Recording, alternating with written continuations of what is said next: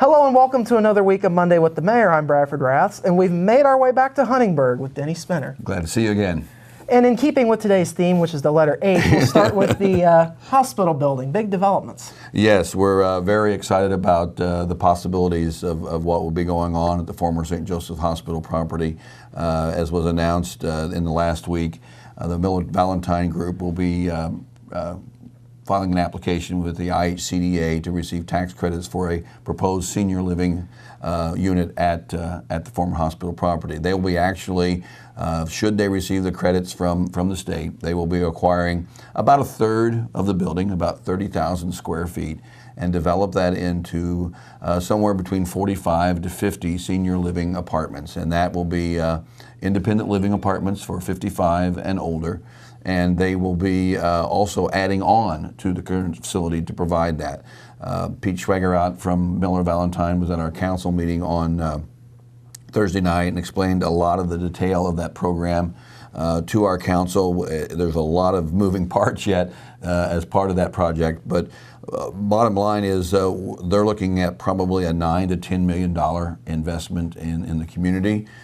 From the city standpoint, we are committed. Should they receive the tax credits, again, this is all dependent upon approval from the state on the tax credits. The city has committed to about $350,000 in incentives.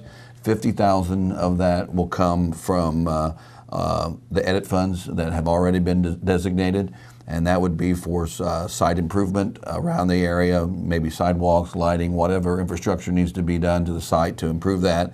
And then the other $300,000 will be all developed after the credits are received.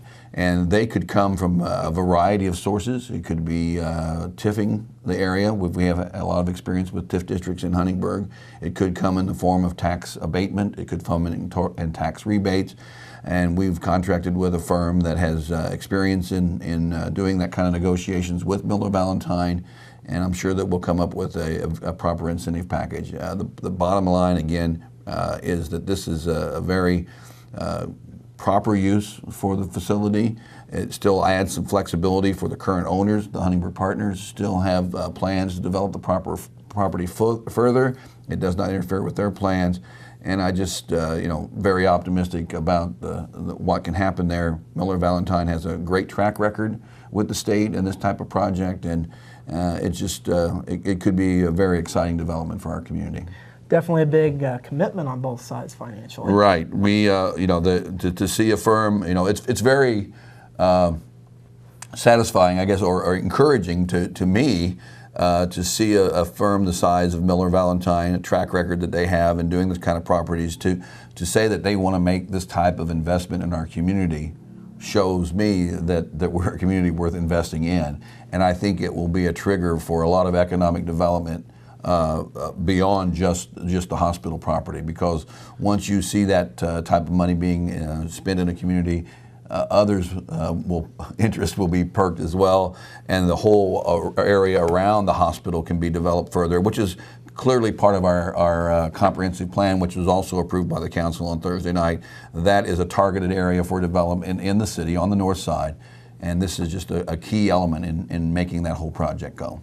And continuing with the letter H, we got this week's obviously big for the kids, Halloween. Halloween is always an exciting time. Just not for the kids. Look, we got a lot of adults who get involved in that as well. It's a lot of fun. Family entertainment all the way around. Trick-or-treating hours traditionally are going to be from 5:30 to 8. We ask that if you want the trick-or-treaters to come to your house, have your porch light on, and they'll come and make the visit. But beyond that, there's some other community events going on besides the traditional trick-or-treating. I know there are a lot of organizations that are part of it, but directly connected to the city. The Trick-or-Trail, which has been very successful.